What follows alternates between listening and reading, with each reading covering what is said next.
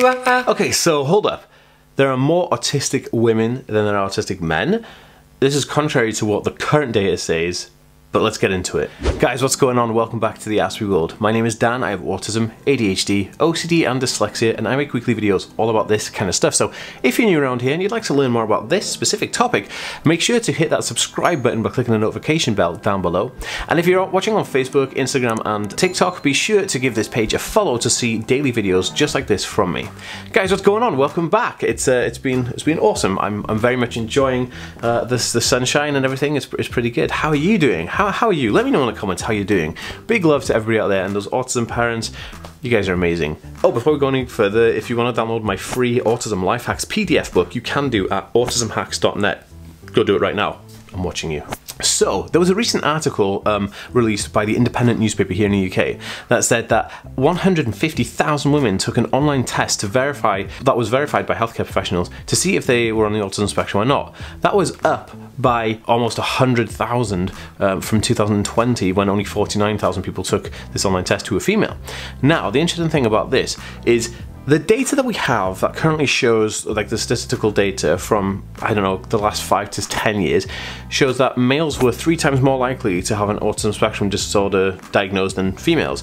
And then that went down to like 2 to 1, and now it's like a 1-to-1 ratio. But now, the data that this suggests that if 150,000 women took a test to see if they were, on the autism spectrum online, then it would actually outweigh the amount of males who are diagnosed, because the population result is 1 in 60 in the United States and 1 in 100 in the UK, which means that like everything we know has been completely wrong, and the reason is, there is a very valid reason for this.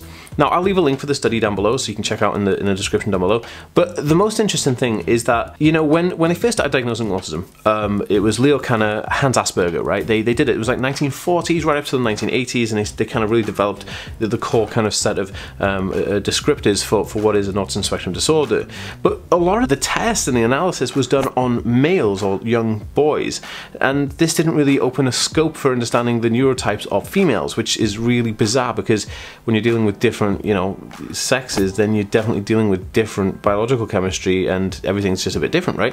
So the fact that women have been missed off the autism spectrum diagnosis for this amount of time is no surprise to me, but the amount was really shocking, and I find this amazing. It's profound, but it's also really cool, because it kind of I finally feel like women are getting that attention on the autism spectrum that they need, and it's kind of moving that way, which thank God. Because like I've been like worried about this for ages. I've done a bunch of different videos. I'll try and leave a playlist down below, or you can find it on my YouTube channel, youtube.com/the Ask Me World. There'll be a playlist all about girls on the autism spectrum, or females on the autism spectrum.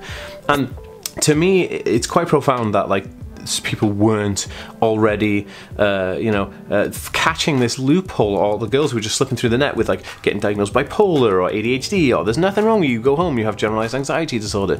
And so I do feel it for the females, and I think this is profoundly amazing, and it's really interesting. What's going to happen next is going to be so great for the autism community, especially for the female population, and I think it's only going to improve from here, because our understanding, our diagnosis process and our actual care and help process is going to be modeled around something that actually is more tuned in and specific to the people who are getting this diagnosis done. So that is pretty much all I wanted to say. But if you want to add anything to this video, drop it in a comment down below. Please like this video and share it, because that really helps me out. And I'll see you in the next one, guys. Peace.